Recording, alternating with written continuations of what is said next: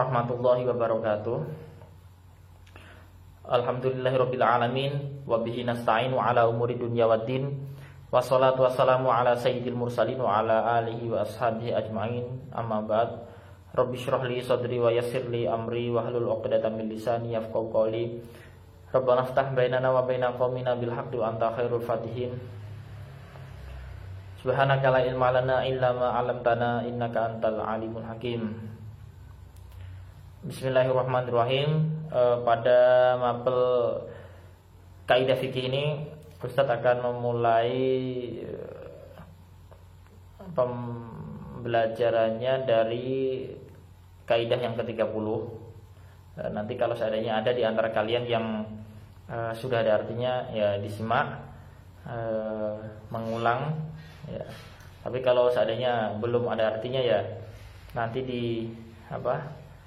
diartikan, lengkapin gitu.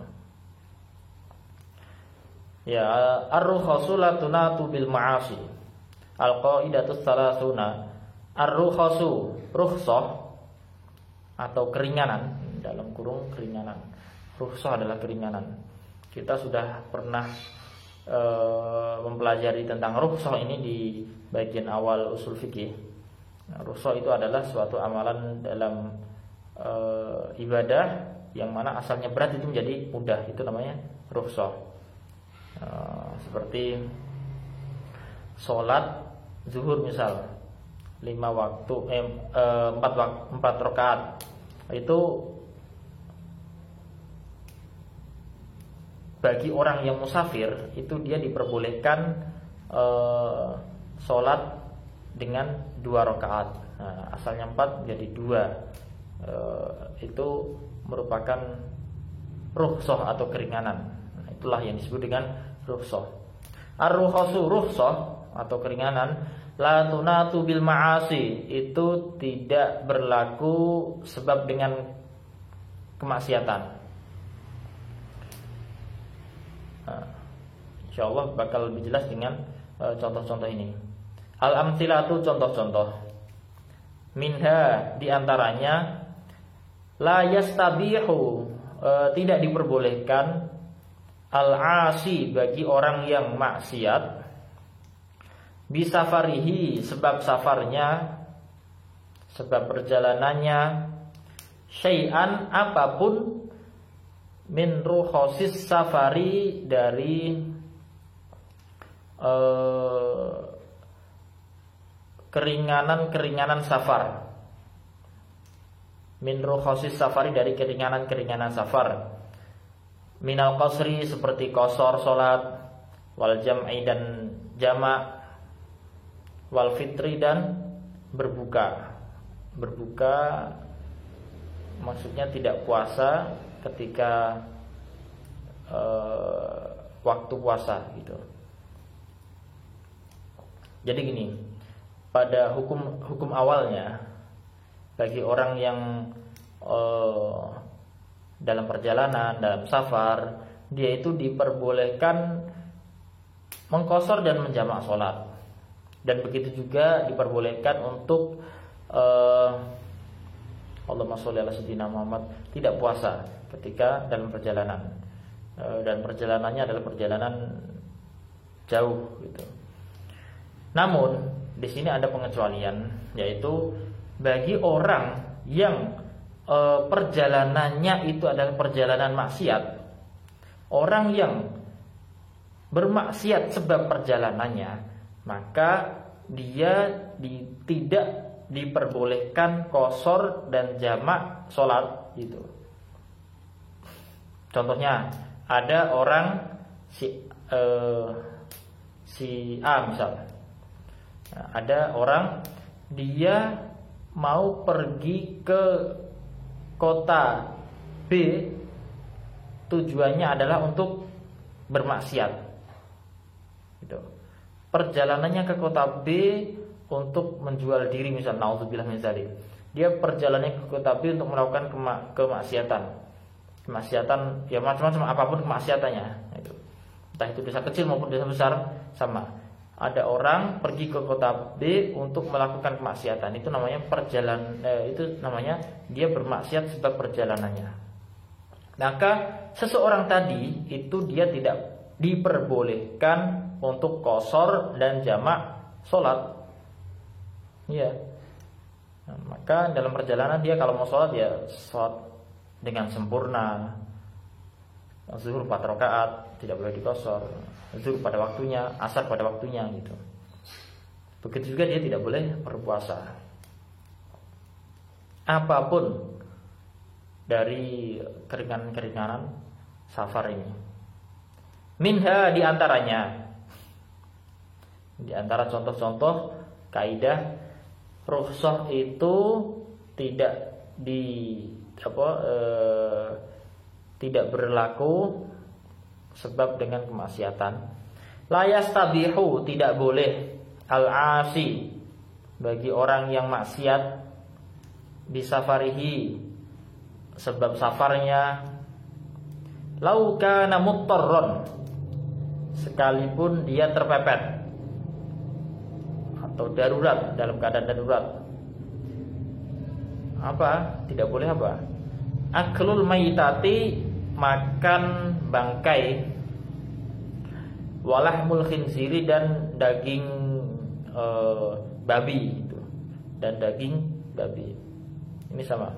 Orang yang dalam perjalanannya itu perjalanan maksiat, orang yang bermaksiat sebab perjalanannya, seperti contoh di awal tadi, maka dia sekalipun sedang dalam keadaan darurat, dia kelaparan, dia tidak menemukan makanan-makanan selain bangkai dan babi, maka dia tetap nggak boleh makan makanan bangkai dan babi itu.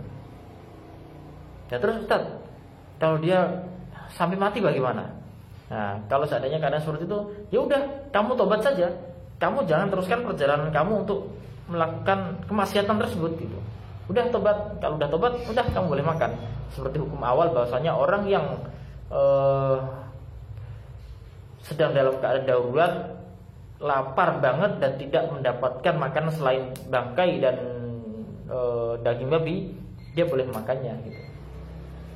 Itu kaidahnya adalah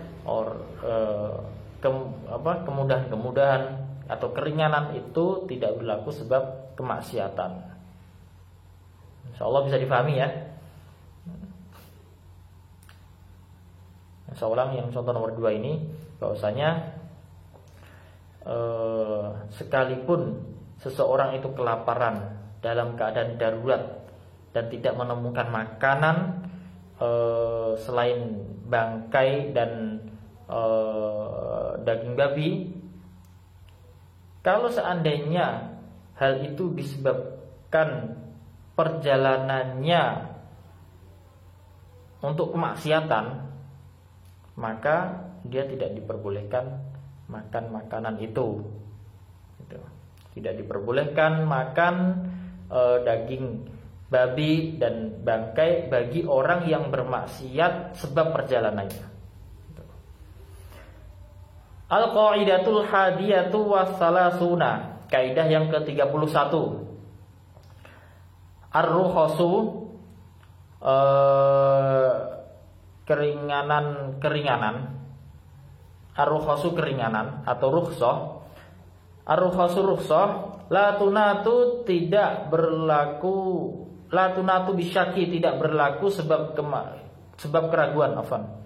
La tunatu bisyaki tidak berlaku sebab keraguan. Rukhsah itu tidak berlaku dengan dengan keraguan. Sebagaimana rukhsah tidak berlaku sebab kemaksiatan.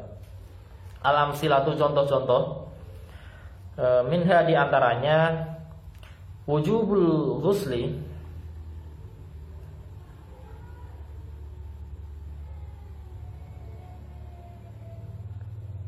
wujubul ghusli, wajibnya membasuh kedua kaki. Liman syakka, bagi orang yang ragu, fi jawazi mashil khuffi, dalam diperbolehkannya mengusap khuf atau muzah. Khuf itu adalah muzah atau muzah, ya semacam sepatu,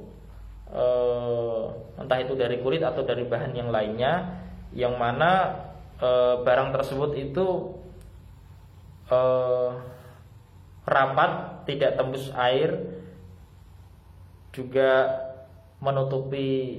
sampai menutupi mata kaki, dan digunakan berjalan lama itu kuat, tidak sobek gitu. Entah itu bahannya dari kulit maupun dari yang lainnya, tapi rata-rata dari kulit atau kadang kulit KW itu. Yang penting ketika disiram air atau terkena air tidak tembus dan digunakan jalan lama kuat gitu.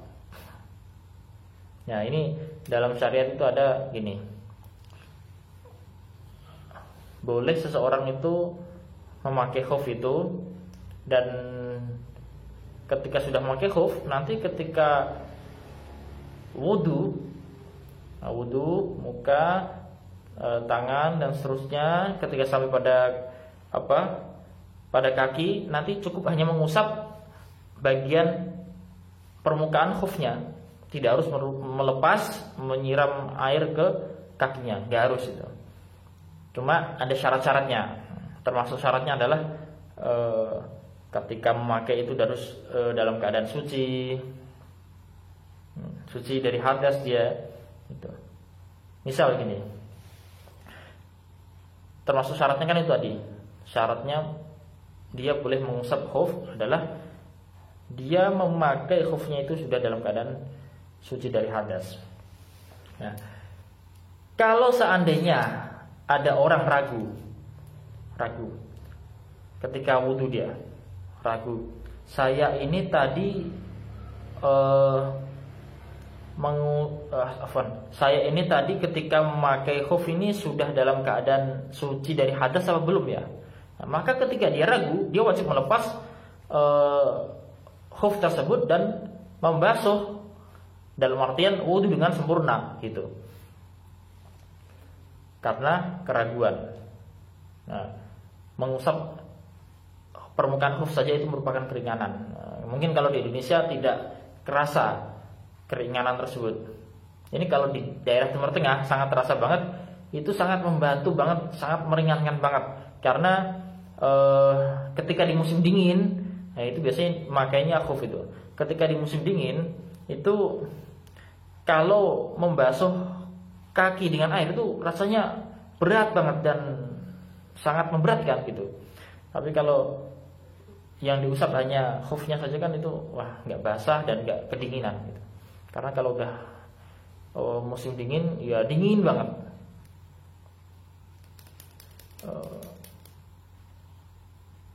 Minha di antara contoh wujubul itmami, wajibnya menyempurnakan sholat. Wujubul itmami, wajibnya menyempurnakan sholat. Maksud menyempurnakan di sini ya sholatnya, rakaatnya sesuai dengan rakaat asli itu 4 rakaat bagi zuhur, 4 rakaat asar, atau 4 rakaat bagi sholat isya. Liman syakka, bagi orang yang ragu, fi jawazil qasri, dalam diperbolehkannya qasar. Syaratnya qasar adalah diantaranya perjalanannya itu adalah perjalanan yang jauh. Disebutkan ya sekitar 82 kiloan. 82 kilometer. Nah, dia ragu. Saya ini perjalanannya sudah nyampe 82 kilo apa belum ya? Kalau dia ragu, maka dia wajib sholat sempurna, zuhur 4 rakaat, tidak boleh dikosor. Kecuali kalau dia sudah yakin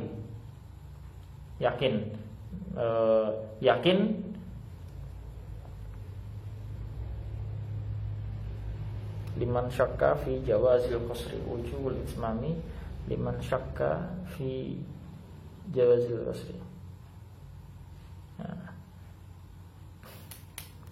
dia yakin perjalanan saya itu nanti nyampe, saya yakin perjalanan saya itu nyampe 82 km gitu.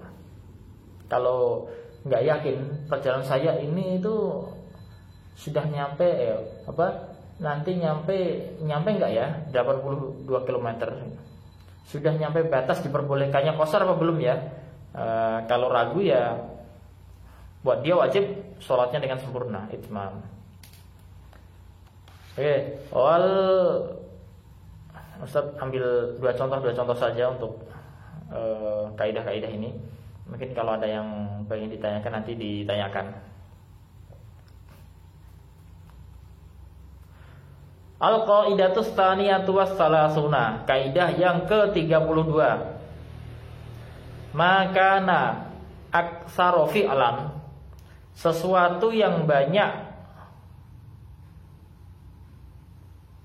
perbuatannya,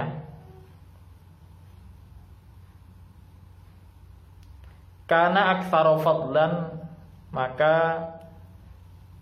banyak keutamaannya.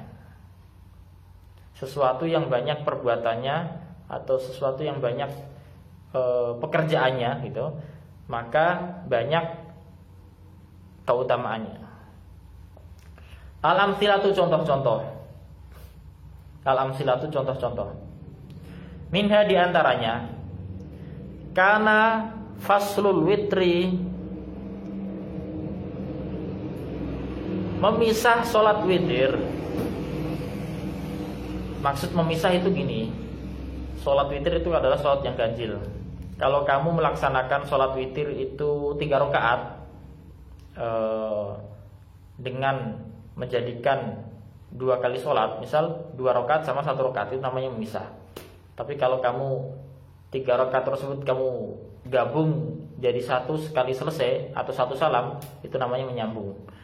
Kalau 2 salam itu namanya memisah. Karena fasul witri, memisah sholat witir, afdolah, itu lebih utama.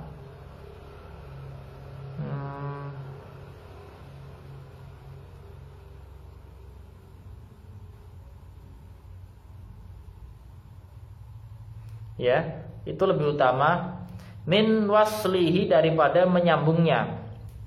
Daripada menyambungnya, maksudnya menyambung adalah 1 salam. Li ziyadatin niyati, karena bertambahnya niat.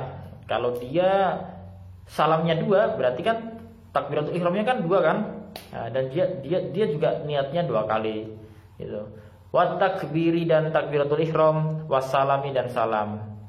Nah, kaidahnya adalah sesuatu yang banyak pekerjaannya, maka banyak fadilahnya, atau maka banyak keutamaannya. Minha diantaranya, nanti kita bisa kiaskan, kita bisa analogikan ke amalan-amalan ibadah yang lainnya. Minha diantaranya, man sholla, barang siapa orang yang sholat, man sholla, orang yang sholat, an-nafla, sunnah, orang yang sholat sunnah, qa'idan, dengan duduk, ala nisfin min ajril qaimi, itu setengah pahalanya orang yang sholat berdiri.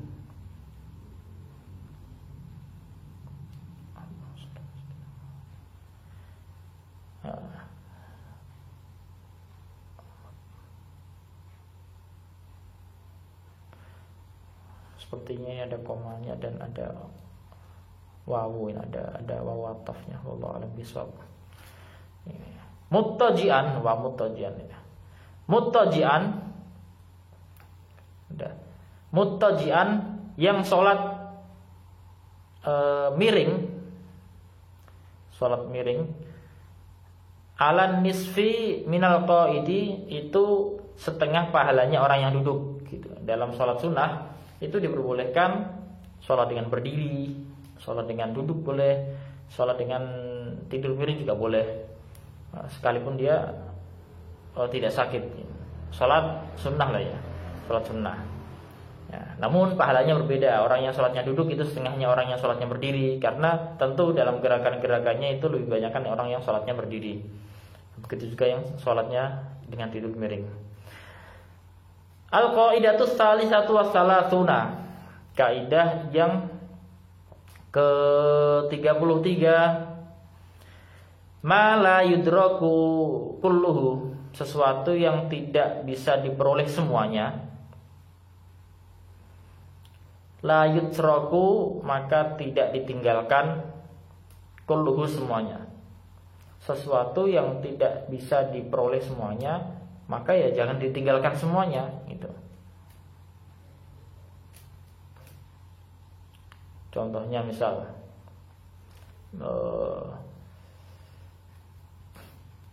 kamu itu tidak mampu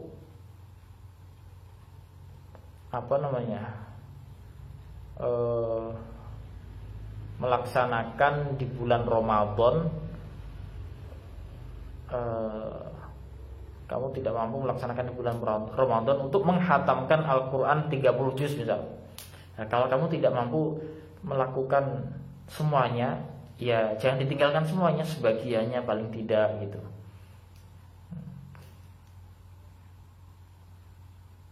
Kamu tidak bisa dalam sehari membaca wirid atau zikir, semua macam zikir, maka ya jangan ditinggalkan semuanya, malah rugi, ini nggak mendapatkan apa-apa. Ya, kalau nggak bisa melakukan semuanya, ya jangan ditinggalkan semuanya, tapi lakukan sebagiannya, sebisanya. Ini dalam ya bahasa singkatnya, kalau orang kita nyebut ya lakukan sebisanya gitu. Lakukan sebisanya. Misal dalam belajar di musim pandemi ini, kita tidak bisa belajar secara efektif dan maksimal, maka ya jangan ditinggalkan belajar secara total, jangan. Laksanakan belajar sebisanya, karena ini merupakan kewajiban itu.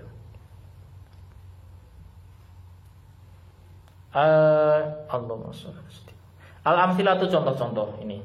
Minha, diantaranya, man lam yakdir, orang yang tidak mampu, al-ihsana, berbuat baik, bid-dinari, dengan dinar. Maksud berbuat baik ini sedekah. Bid-dinari, dengan dinar. Waqadaro, dan mampu, bid-dirhami, dengan dirham. Falyaf'al, maka lakukanlah gitu.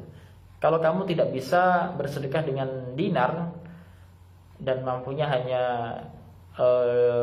dirham, maka ya lakukan sedekah dengan dirham gitu. Kalau kamu nggak bisa sedekah atau memberi infak ketika sholat Jumat misalnya 10.000, ya jangan kamu tinggalkan infak seutuhnya, ya sebisanya. Bisa 5.000 ya 5.000, kalau nggak bisa ya 2.000. Yang penting sedikit semampunya kita, ya kita lakukan gitu. Minha, diantaranya, man lam yakdir, orang yang tidak mampu, ala ta'allumin, untuk belajar, au ta'limi jami'il fununi, atau mengajarkan semua fan-fan atau disiplin-disiplin ilmu. Fala yatruku, maka tidak meninggalkan, fala yatruk, maka jangan meninggalkan, kullahu, semuanya gitu. Fala yatruk, maka jangan meninggalkan kullahu, semuanya. Kalau nggak bisa mengajarkan semua disiplin ilmu, ya jangan kamu tinggalkan semuanya. Sebisanya kamu ajarkan ke yang lainnya. Cukup sampai di sini, insyaallah akan dilanjutkan di pertemuan yang akan datang. Allah alam bisawab. Ya Rabbana i'tarafna bi annana iqtarafna وأننا أسرفنا على لظى أشرفنا، فتب علينا توبة تغسل لكل حوبة، واستر لنا العورات وآمن الروعات، واغفر لوالدينا ربي ومولودينا، والأهل والإخوان وسائر الخلان، وكل ذي محبة أو جيرة أو صحبة، والمسلمين أجمع آمين ربي يسمع، فضلا وجودا منا لا باكتساب منا، بالمصطفى الرسول نحظى بكل سول، صلى وسلم ربي عليه عد الحب، وآله والصحب عداد طش السحب، والحمد للإله في البدء والتناهي.